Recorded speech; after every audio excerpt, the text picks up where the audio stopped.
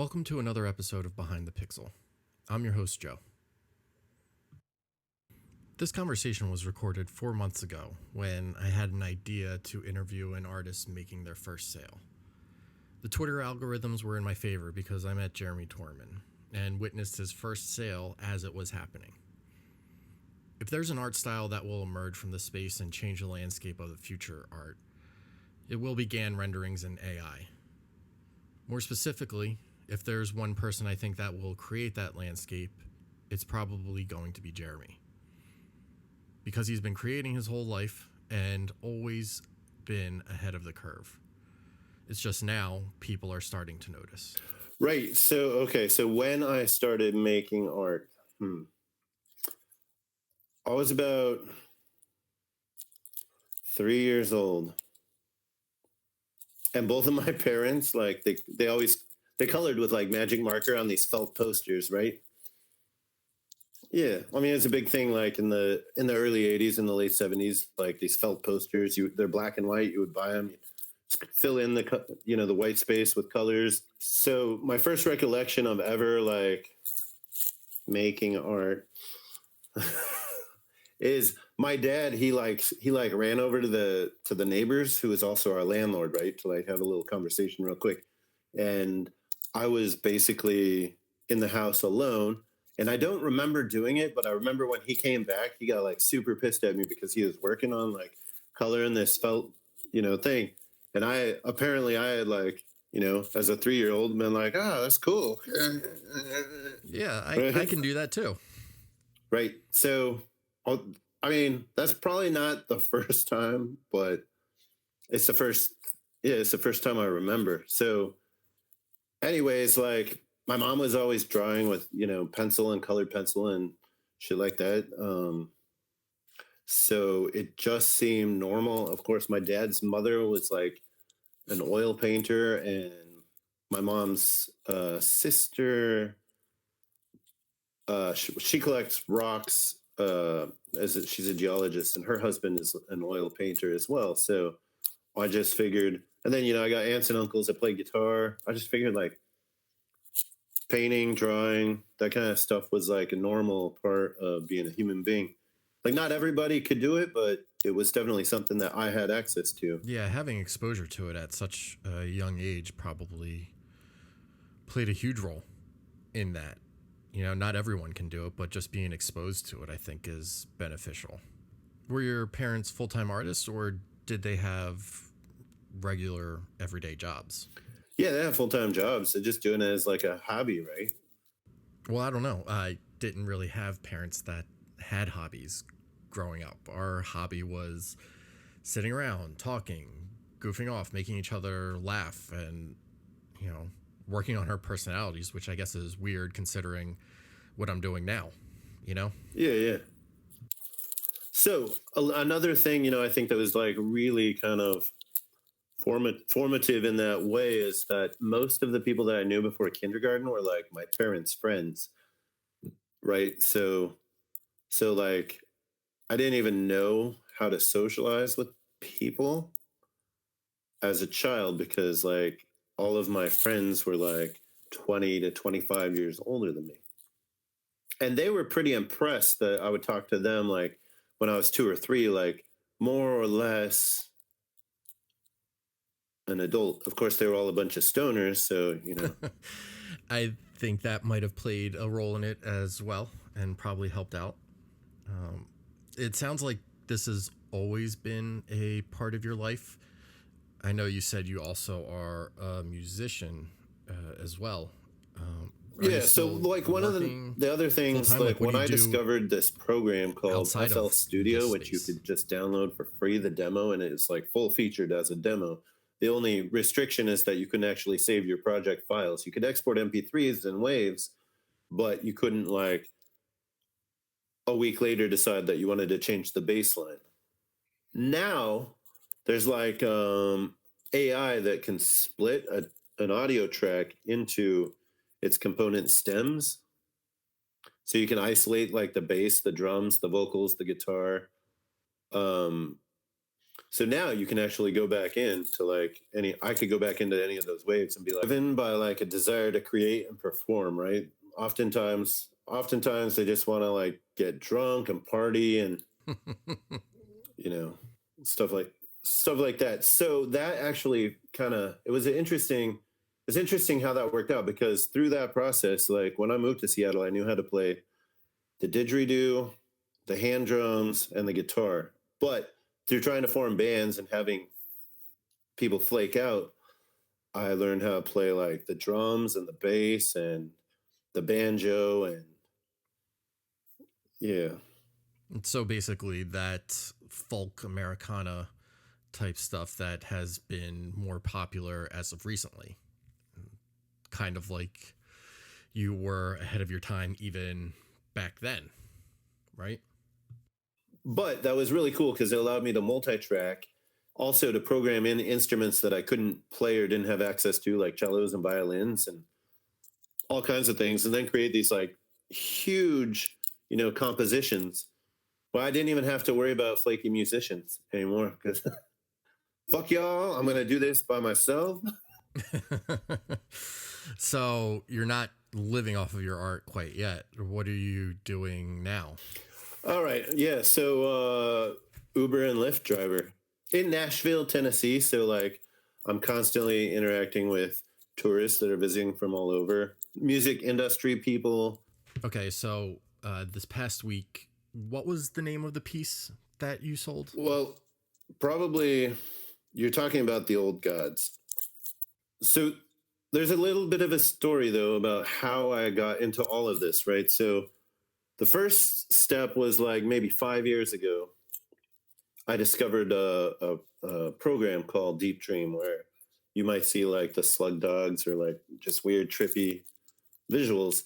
And I was like, okay, that's pretty cool. And there's some like web interfaces, but I can like read code, but I can't really write code. So I'm like, I don't even know how to get into this. Like first I guess I got to learn Python. So I bought a book called Python the Hard Way, and I started to try to learn Python, but I've always learned anything by like actually having a task that I need to figure out how to accomplish. And just going through a book that's like sort of the systematic building blocks wasn't that might not necessarily be the best way for me to learn. Like when I learned to play guitar, it was because I wanted to play like Nirvana songs, right? So my parents, they put me in guitar lessons, and but like what I was passionate about wasn't necessarily learning like all the chords and music theory and song structure. It was like, how do I play Smells Like Teen Spirit? I did something similar when my parents bought me an acoustic guitar. I asked someone to teach me how to play Glycerine by Bush. That was the song that I wanted to learn. I didn't want to learn any chords or anything. Just teach me how to play that song. Yeah. So I got this big painting on my wall. So that was like acrylic painting, and I did that over the course of like probably 2 years, like 14 years ago. And I started painting and seriously like painting with acrylics probably in like about 1999, 2000, something like that. And I would hang them up at coffee shops and cafes and at restaurants. This was in Salt Lake City where I had lived. And I would skateboard around Salt Lake City. Like I didn't have a job. I would skateboard around, like sell a little bit of art. So I'd make these didgeridoos out of like PVC. And I discovered some things about like if you're wearing a respirator, you can actually take Schedule 40 PVC, and approximately every 2 inches, you can heat it up with a plumber's torch in a circle slowly until it starts to brown, at which point it becomes soft enough. And if you bend it really slowly, you can bend it about 30 degrees. So at that point, you cool it down with like water from a garden hose and it will solidify, right? So you're holding it there, cool it down, put these bends in it, maybe like 40 of them in a piece that's 6 feet long, and twist it up into like whatever kind of shape, I felt like, just within certain limitations. So that was what I would do for money, is like sell didgeridoos and sell a painting out of a coffee shop here and there. But what actually got me, okay, so there was Deep Dream, and then about a year or two later, this engineer at Stanford, I think, he figured out how to actually use the tech behind Deep Dream take take a painting and separate it into like two separate components. One would be the content of that painting. That would be things like a cat on a porch with a screen door behind it. And then the other part of that painting is the style. And this would be like the colors, the brush strokes, yada, yada. So you could essentially transpose the style from one painting to the content of another painting or a photograph or anything you want. And the web apps let you do this on like a painting by painting basis at a low resolution. That wasn't good enough for me. So I I basically spent like 2 or 3 weeks figuring out how to like install the correct version of Linux, and then all of the all of the underlying like structures that allow this tech to work, like Torch and some other modules. And y'all, the thing is that these things are built for like very specific version numbers, and as the versions get upgraded and pushed out, that actually essentially breaks the underlying text. So I basically can't update anything on my computer, or else it will break. But what that allowed me to do is um, start to sort of build. So you can use like multiple pieces of art, multiple paintings, and apply the style of all of those to like a photograph and or a drawing or anything else.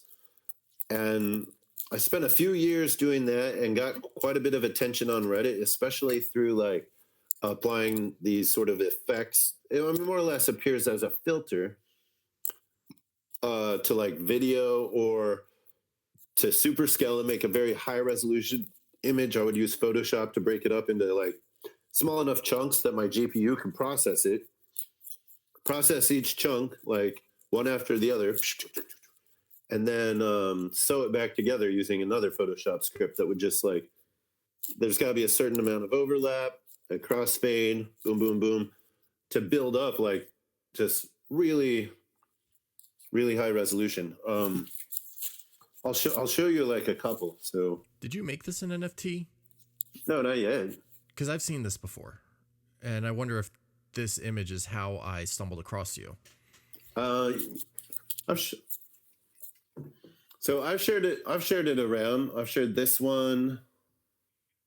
Yeah, I mean a bunch of others, right? So that is like what's called style transfer. But then I saw this like video about GANs like a couple of years ago, and what GANs are is that you basically train a GAN on like, at that time it was 30 to 50,000 images.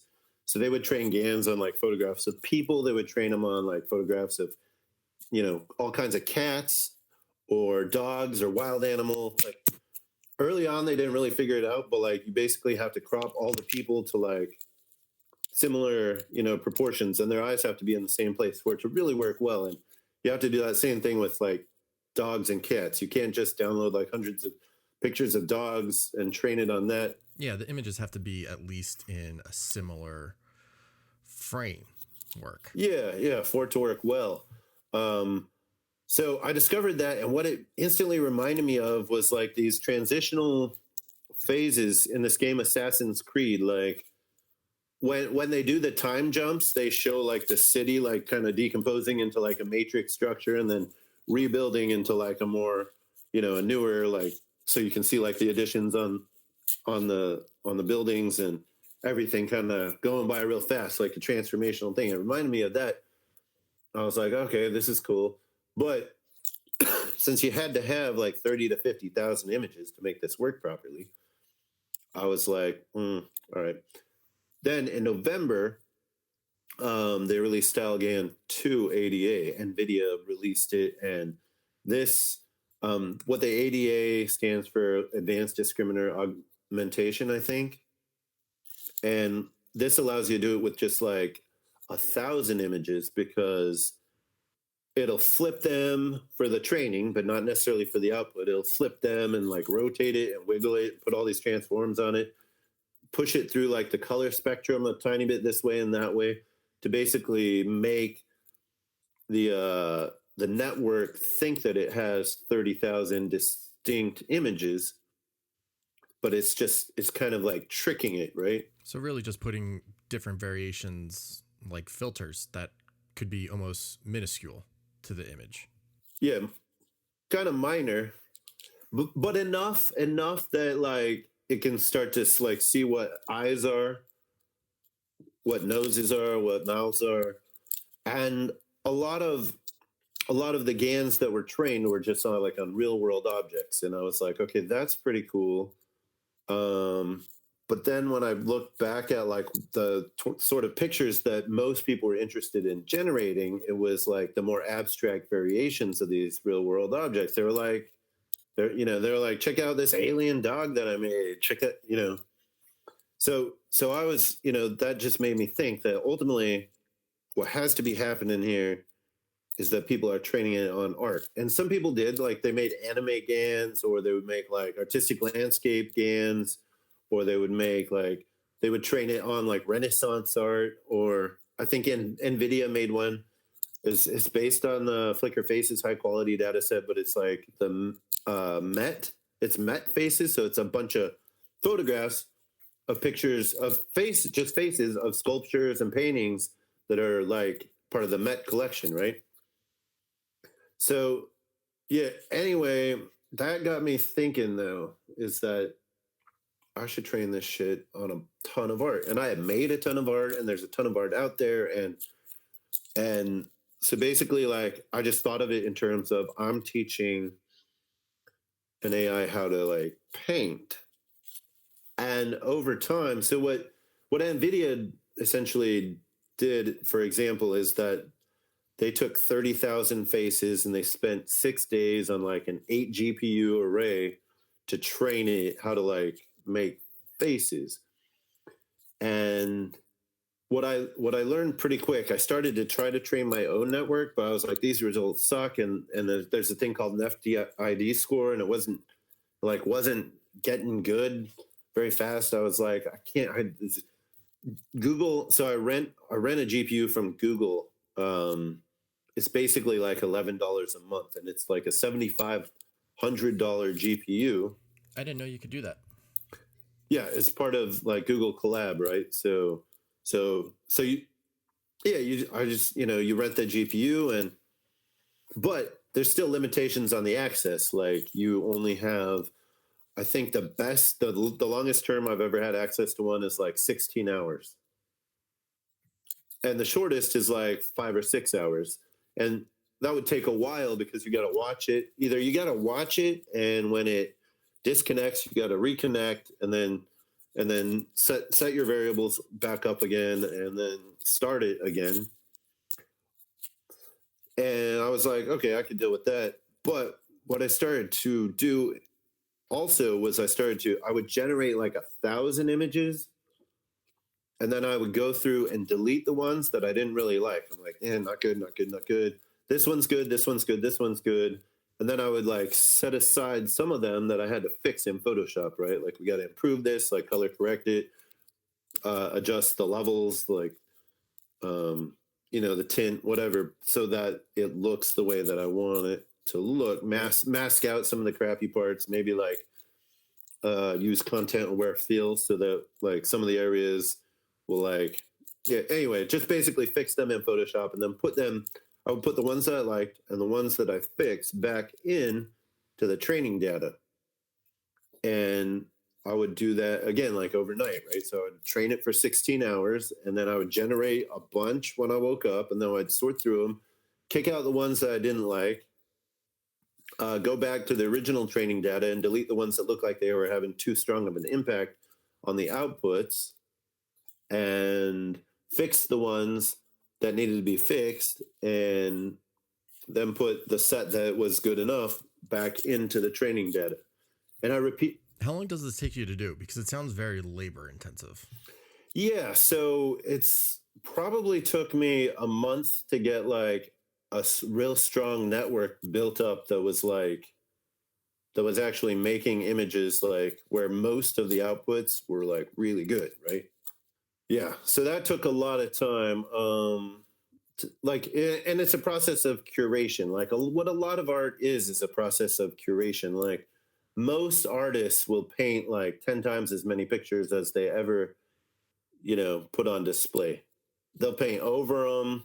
There's like, there's actually like been projects for the last 30 or 40 years to use like computer scanning and photography and various like wavelengths of light to see like what is behind the Mona Lisa, right? Because that probably wasn't the first painting that, just to give an example, that probably wasn't the first painting that occupied that particular piece of wood. Yeah, I do the same thing with whatever stupid pictures I'm taking.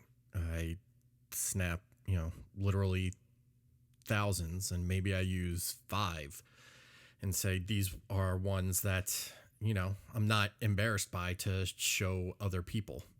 Yeah, yeah. You always want to put your best foot forward, right? Show your best work.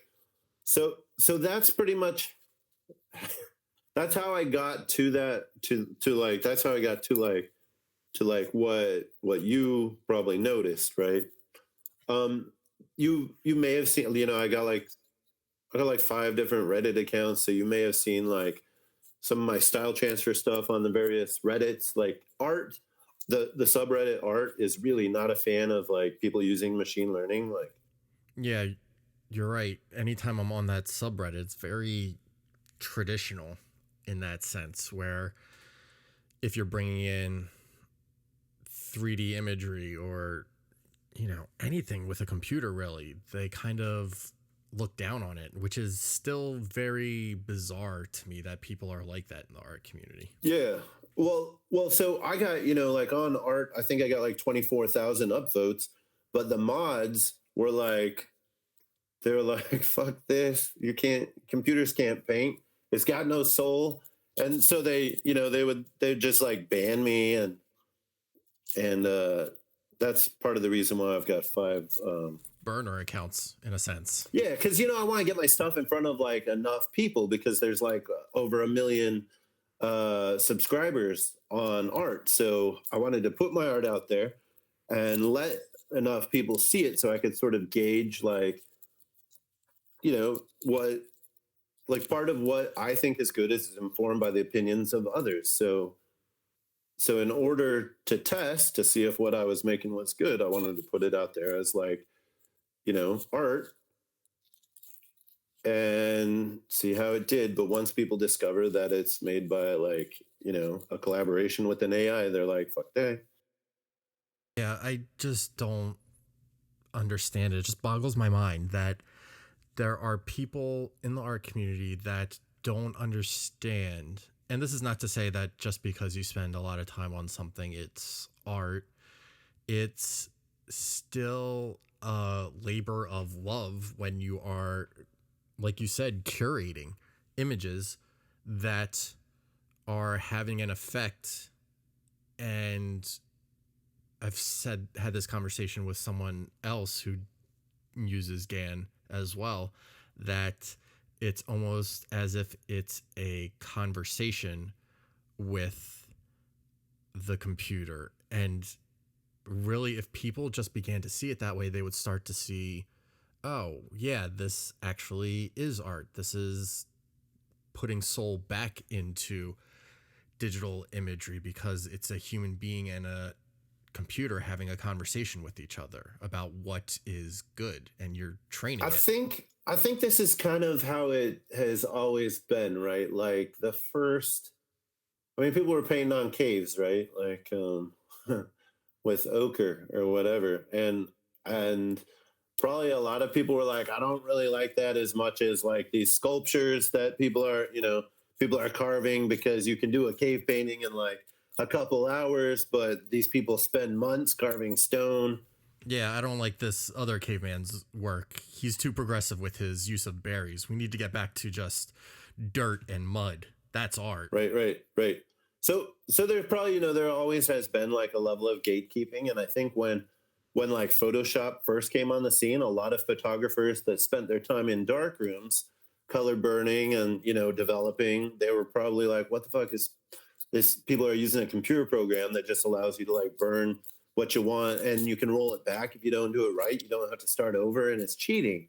But now, like, you're not going to find very many photographers that aren't post processing in Lightroom, Photoshop, other things like that. So it takes time, but Photoshop is definitely broadly accepted now. Like, and I think that the AI art revolution will be broadly accepted. It's definitely gaining some acceptance, I think, at this point. But one of the incredible things about it is that I might spend months like specifically training like the network how to make art that I want it to make, but it can generate art at like a level of detail that would take me months to produce, right? Like if I tried to hand animate the 1 minute long video that you saw, that would I don't even, that could take years, like drawing every frame, right, manipulating every frame, and it could be dumb, but the fact that like it only took me months to like do it using an AI is like, I mean, it definitely shows like a speeding up of the process. Limiting you anymore, where a picture or a painting or just anything that we've had in the past wouldn't have done justice to what it is that you've experienced. Yeah. I think, there's a band called Built to Spill, and they have a lyric that says, I want to see movies of my dreams. And I think we're like approaching that point in computer animation and neural networks that is like allowing us to come really freaking close to making movies of our dreams. This is not necessarily new, right? Like H.R. Geiger, I read an interview with him, and the alien is something that he had a nightmare about, right? So people have been bringing objects from their hallucinations and their dreams into the real world for a while, but this, like, what the speed that it allows us to like do it, I think is like increased quite a bit. Now, I should go back a little bit to like how I got into the NFT space, I think. So there's an animator, motion design guy who does these tutorials on YouTube. His name's Gavin Shapiro, right? And he basically saw something that I did on Reddit and was like, "Yo, how you do that?" And and I so I started talking to him a bit, and he's like, cool, do you want to do that to like this, one of my animations? And I was like, yeah, sure, I'll take a crack at it. So he sent me 5, and the first couple that I tried like didn't really work out very well, right? So I didn't even show him. But then I finally like got everything situated to where like I got one to work like really well, and he was like, holy shit, that's amazing, that's cool. And he posted it on his website, and probably he posted on Reddit and Instagram and around the internet, and it started to build up a little attention. Like some of the makers of software that are starting to incorporate machine learning reached out to him, and they were like, can we use this maybe in like an advertisement for what we're developing, or as a proof of concept to sort of demonstrate to investors that this is what we want to be able to do. And I was like, yeah, sure, they should pay us. And he was like, I'm trying to get on good terms with these people. So there is no money right now, but maybe someday. So anyway, so fast forward to like about this all happened like over the course of about a year and a half. And then in like October, Gavin reached back out to me, and he was like, so the guy that did the music, you can look this video up on YouTube. It's called Curse of the Dancing Flamingos. So the guy that did Gavin was like, so if I can get buy-in from you and the guy that did the music, I would like to put this up as an NFT. And I was like, all right, I don't know what that means, but sure, whatever, I'm game. so he put it up as an NFT after he got permission from the guy that did the music, and it sold for like, I think it was like 5.8 or 6 Ethereum, right? And I was like, all right, this is cool. So I got a couple of ethers. This was like, back in November. He's like, how do you want me to pay you? Like, if you have a crypto wallet, I didn't have a crypto wallet. I'm like, yeah, just PayPal it to me, whatever, right? Can I get a check in the mail? Via Pony Express. Yeah. So, I was thinking about this over time. I was like, it was always in the back of my mind, like, what happened here? Like, should I work on another collaboration with Gavin? What, because it was kind of cool to get, a couple of Ethereum.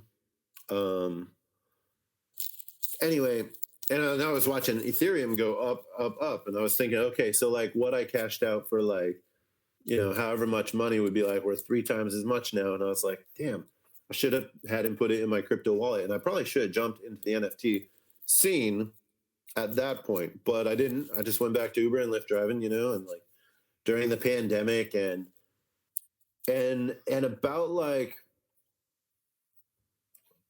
once I noticed GANs, like once I figured out how to use them and like started to learn enough Python to sort of read through, see what it was doing, modify the parameters, and started to train a model and started to understand like how model training works, what's going on there, and just researching it. Like to start out, I downloaded like this data set of cats, and there's a separate data set of dogs, and then there's a separate one of wild animals, which includes coyotes, wolves, tigers, leopards, lions, bobcats, and pretty much just like wild cats and dogs. There ain't no bears, unfortunately, or I mean, there's not millions of wild animals like there are in the wild.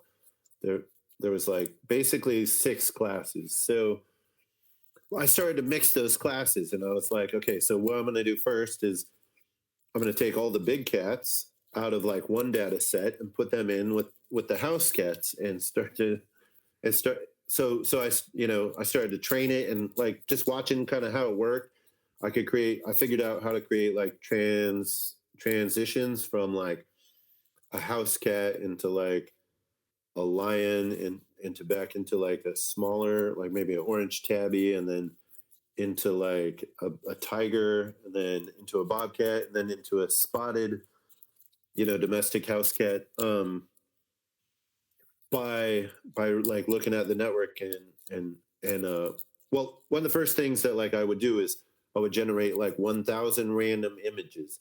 And because Python doesn't use true randomness, it's repeatable randomness. So each time, if you generate like 10 random numbers and then you generate 10 random numbers again, unless you tell it to use like a different way of generating random numbers, it's going to generate the same 10 random numbers over and over, which is why it's really bad for like anything that requires cryptographic security. But it's like really great that it works this way for my purpose, because if I generate a random seed 1, which is a 512 number array, it's going to consistently generate that same array for the random seed 1. So when I would generate 1,000 images, I would just go through, pick the ones that I liked, and then create a interpolation video that would basically like it would walk through like the latent space of the network from one image to another, and generate like all of the latent images that it was like kind of traversing. And yeah, so I would train like train a network on this and that, some humans and some animals, so creating human animal hybrids, which kind of what I started to do though was I would start to pick out like the ones that were halfway between a human and halfway between an animal, and then I would just train the network on like just those that are like about halfway, so it would like transform in a much different way. And that was that was one of the ways that I think I was probably uniquely studying how GANs work in a way that I don't think anyone, at least not that I know of, not that I'm aware of, had really done before, because most of the GANs that I'd seen were either like 1,000 classes of random objects, or just a few classes, like just various kinds of cats or various kinds of, human faces, or what have you. But I think, yeah. Anyway, so No, I was just gonna say that all of this stuff is. I don't know that anybody knows how these things work yet. I still think it is so new that people just don't know how it's being done right now. So how did you do the old gods? so I came across like an image set, a data set online that was basically somebody had made a collection of about 1,000 psychedelic and visionary art images, right? So I started to train it on that, and that was cool, but like I wasn't quite getting what I wanted until I actually started to curate. So I would generate, after I trained the network on this data set of 1,000 paintings by like all kinds of different artists. I started to curate what was generated, taking what I liked and putting it into a folder. And then what I started to do was, I would mix in like art that I had made, and I would like create new art for this data set. So everything was like basically half the images at one point were generated by the initial data set that I had curated into like images I thought looked good, and then the other half were like a combination of various images that I had made over the years, because I've got, I probably have like uh hard to say for sure, but I probably have something like 2,500 various images that I had painted over the years, either like in Photoshop or like with my tablet, or manipulating photographs, or using like style transfer, or yeah, whatever. Anyway, so when I combined these and started training again, and then took the outputs that I liked again and put them back into the network, I was able to start to transform the network into being like more, I don't know, just better. So at that point, once I had like probably spent about a week or two, uh, so like for about 14 different, 12 to 16-hour training sessions, I started to have the network looking like pretty much how I liked. One thing that I figured out though early on that nobody had really, I hadn't seen anybody mention it, was something called transfer learning.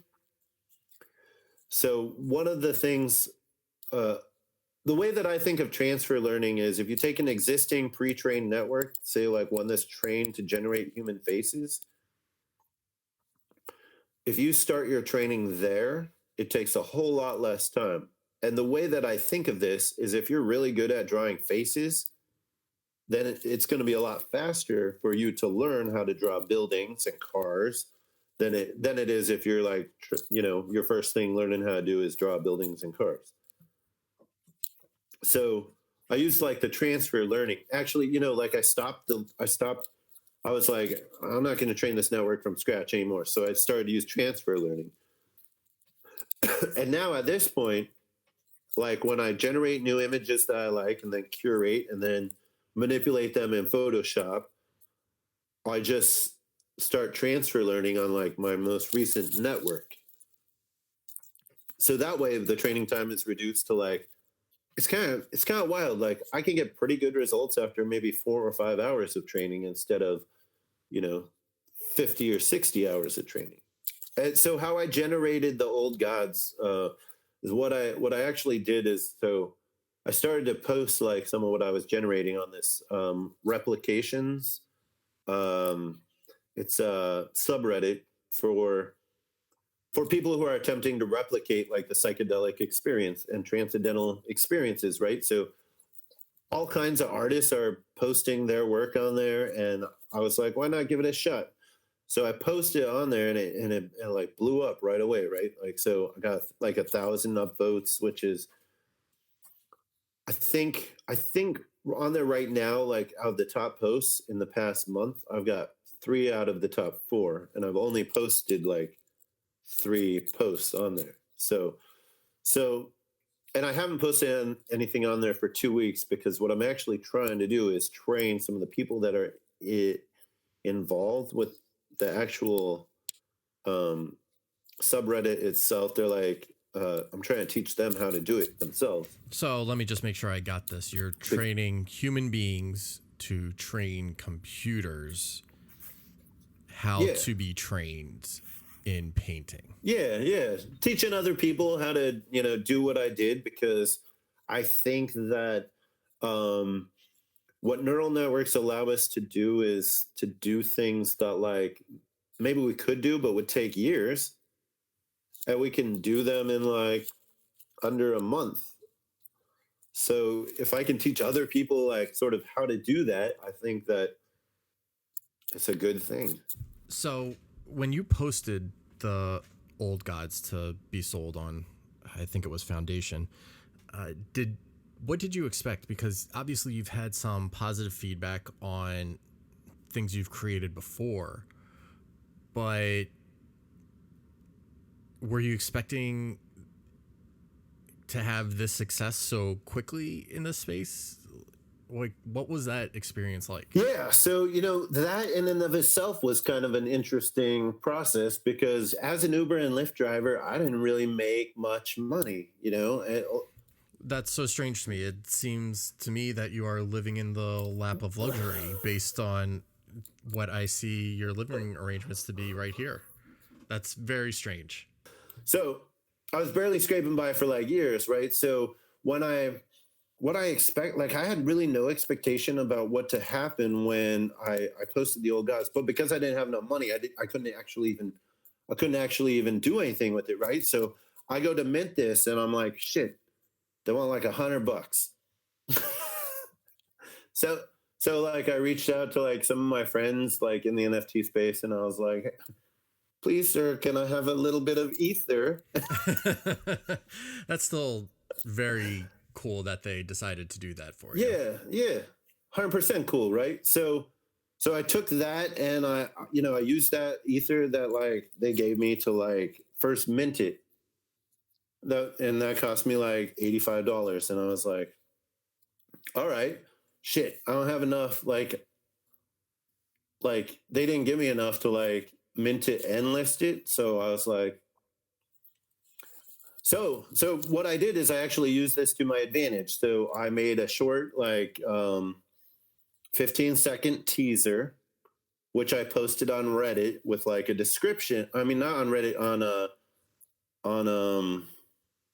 on Twitter, with the description that like basically like this piece is minted. I don't have enough to list it. Back to the grind of driving for Lyft so that I could like scrape together enough money to actually list it. And then, so I went back to driving for Lyft for like another week. And what I found out, OpenSea requires like a one-time, maybe I think there's like 2 payments initially to get on there. So I was like, I already have this piece minted on Foundation. So, and how I got my Foundation invite was like, it was cool because I just asked like one of my buddies. I was like, I don't know what fucking marketplace to like go into, because like some of them you need approval from like a moderation team, right? And they're backlogged because there's like 1 million people that are like going to super rare right now. They're like, look at my art, please let me be on your website. So I just wasn't, I wasn't getting any responses from like the application process. So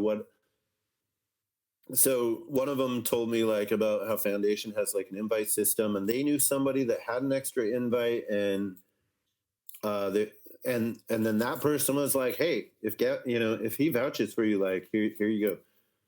I was like, cool, thanks so much. So I minted it on Foundation. I'm back to like driving for Lyft, but I'm posting like just still images on OpenSea, right? And I would like sell one of them every few days, and I finally had enough. And but I would be really like smart about it too. So throughout the day, in my downtime driving for the rideshare companies, I would get back on Twitter and I would retweet like what I had previously tweeted about the Open Gods, and I would at all of the people that either liked it or retweeted it. And then I would like change up the hashtags a bit so that a whole different audience would see it, right? So then I made like a teaser too, and I added sound. Because, I was like, hell yeah, we got to actually have sound. So I added the sound, I made a teaser too, posted that on Twitter, started to retweet that around in my downtime driving for Lyft. And then I started to actually get sales of pieces on OpenSea. But when I started posting on OpenSea, I had no idea, right? So I just put stuff up for like 0.01 Ethereum, 0.2 Ethereum, 0.6, 1, just basically random numbers between 0 and 1. So basically between 0 and like I think $1,700. And I pulled all of these images from like thousands that I curated and fixed, so and worked on. So what once those started to sell, my girlfriend's like, "Are you gonna go driving today? Like you haven't been to work for a couple days." And I was like, I know, but like I'm pretty sure I can make like a little bit more money." And she's like, "What are you talking about? Like crypto? Is that like cash money? Like, I don't think that you can pay your rent, buy groceries with crypto, bud."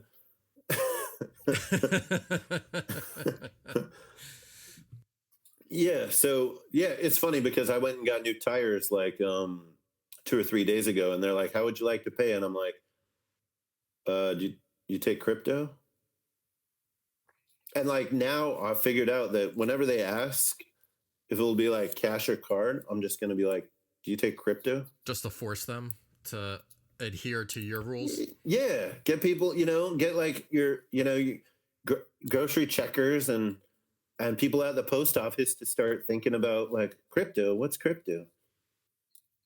I think more people should do this. Like every time we're offered an option on how to pay, we should definitely say that we prefer to pay with crypto.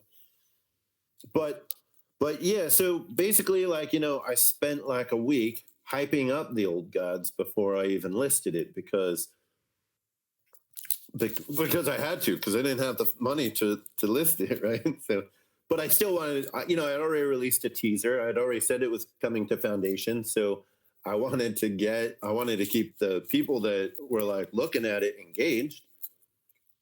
And then when I listed it, like, I think it actually took a full day before like anyone even bid, right? So well, sometimes it takes weeks and months. Like some of the people I've talked to that have done quite well for themselves within the space of NFTs said that their first piece didn't sell for like 2 months. Yeah, yeah. So I think that yeah, so that's pretty much what all led up to, I think, the old gods. I think it was like point 0.5. It boggles my mind how none of us seem to know what the initial value is of all of our work because the space is so new. It's just crazy that all these artists are coming into this space, but because it's so new, it's going to be like first to the scene, and these great artists are being discovered, but they've never sold anything because of traditional art sales not getting traction, etc., all this stuff. But people are just waiting to spend money on good art, and it's just crazy the amount of money just floating around now. So go on. All right, so the way bidders can bid like below the reserve, right? And you can accept that bid and get the money. Once the reserve is met, it triggers a 24-hour auction. So I think it took like about a day and a half for the reserve of 1/2 to like hit auction, right? So somebody bid on it for 1/2 an ether, and then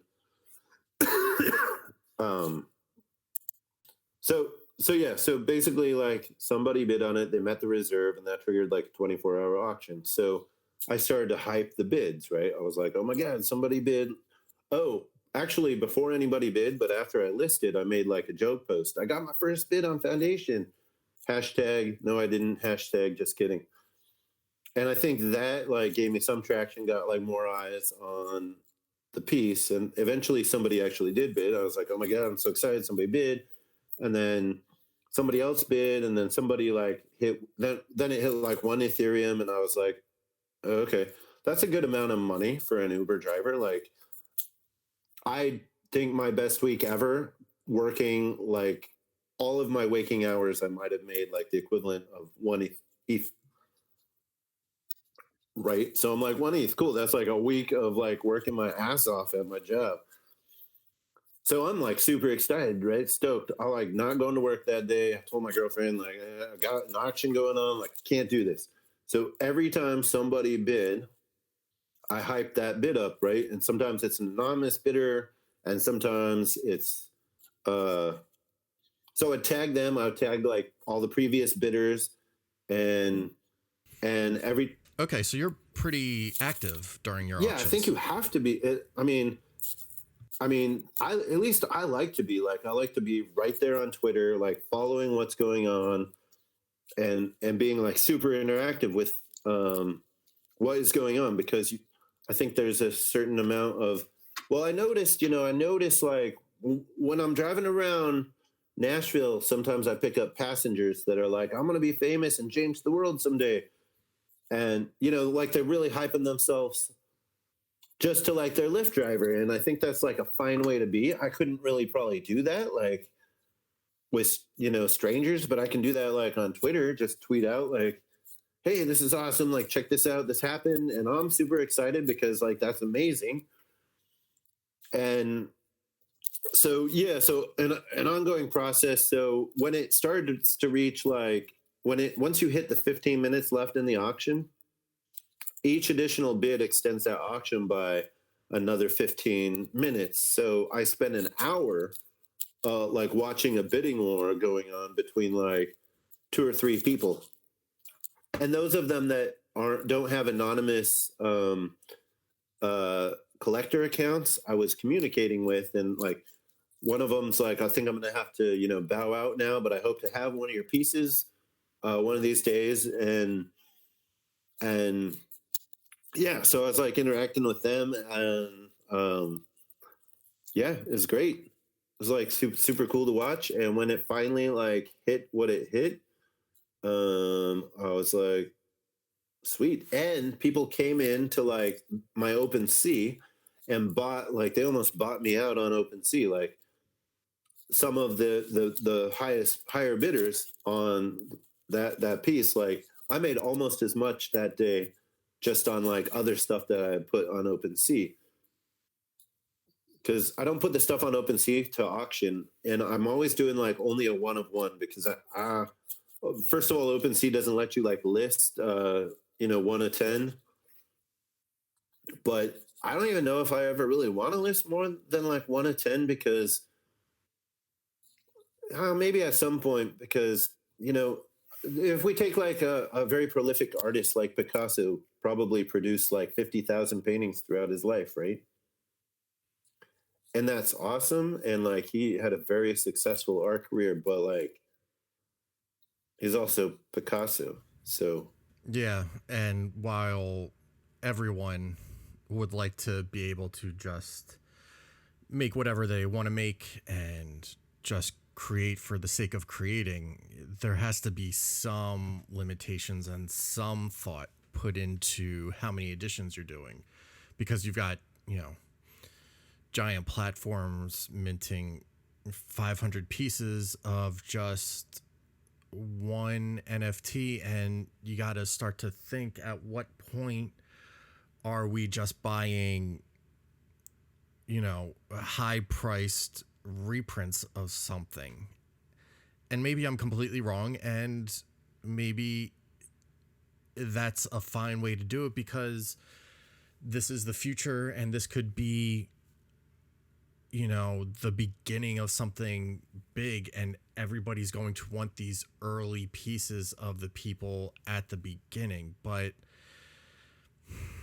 Yeah, I don't know. I don't know what the solution is. I don't know that I have an answer, but I think you're onto something. And I think a lot of artists that are in it for the long haul are starting to contemplate the same things and start to reevaluate how they are minting. And maybe some aren't and are just, oh, I'll just mint whatever I want and just put it up there. And there's no thought into the people that are collecting it and the people investing in you as an artist.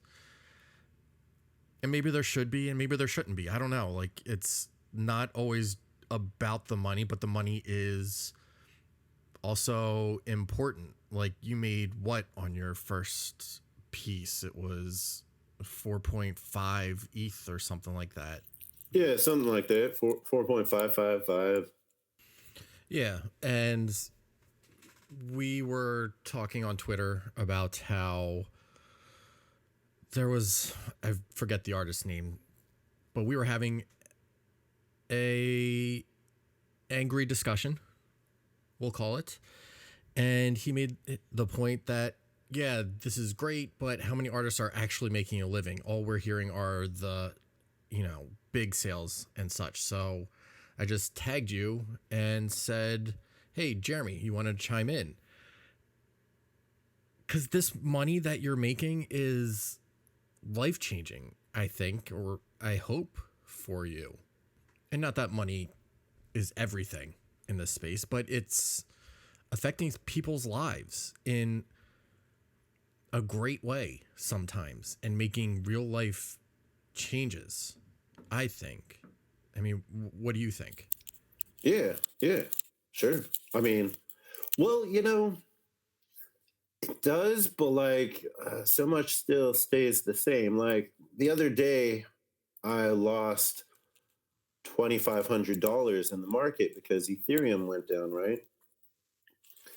And that's more than I would make like in 2 weeks of working. So, like rideshare. So,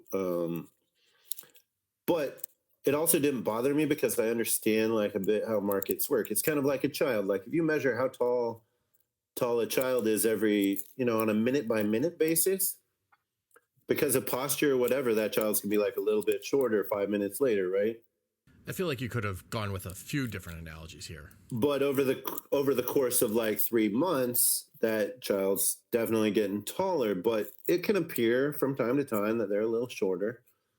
So, like losing $2,500 in the market and then making like $1,900 just with money in the market back that day, like it didn't bother me like I would have expected it to, because I'm thinking, because I'm thinking about it differently. Like also, when I first, like, one of the first things that I did when I sold the old gods for 4.5 something ether was I immediately gave $1,000 to a little group of people that are trying to get something called subjective effect documentation going, where they can document like the subjective effects of psychedelics. Oh, that's great. That sounds awesome. I was just like, yeah. I mean, so, and I did it, and then I was a little drunk, and I hesitated, and then I was like, whatever, it's just money, it's $1,000, but like, whatever. Yeah, and that's what I think is so great about people like you making money finally in this space, because I would rather you have money to put towards things that you believe in. It's easier for me to justify buying your art and giving you X amount of dollars because I know we have similar beliefs and I know we have, a different view on the world on how we want to see it. And giving you that money is easy. It's validating your creative ideas and you are taking that money and you no longer have to sell your soul to make ends meet. You don't have to work a soul-sucking job to pay rent. And now you're making money and it's instantly going back into other communities that deserve it and need it. And that's, I think, important. It's why the money is a big piece of this. It's not the dollars and cents, it's the what you can do with it. And yeah, I don't know. It's easy to give people like you money, Right. Food in the refrigerator. I don't have to like resort to like top ramen. I can actually cook a meal. Yeah, like that's why it's so easy to be happy for people Sure. like you. I'm genuinely happy for another human being. Thank you. And your life deserves to be, better and elevated because of your talents, because, you deserve this opportunity more than most people because you've been doing it your whole life. This has been your whole life. Yeah. I think the biggest, like at least so far, one of the biggest ways that like my life has really changed through this process is that for years when I had like a regular job or even just driving for Lyft or Uber, I would have like these creative ideas, right? Where I'm like, I want to write this song. Like I would pick up my guitar before I got to go to work and I would play a riff and I'd be like, fuck, I'm not going to remember this shit when I get off work.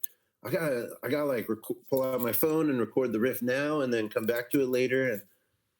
And now I don't have to go to work. I can just like actually complete the song when I'm like, I got time for it. I can just complete the song or like I complete this artistic idea. I'd like to thank my guest for taking the time to speak with me. And if you liked what you heard, make sure to subscribe, like, and share it. Thanks for listening.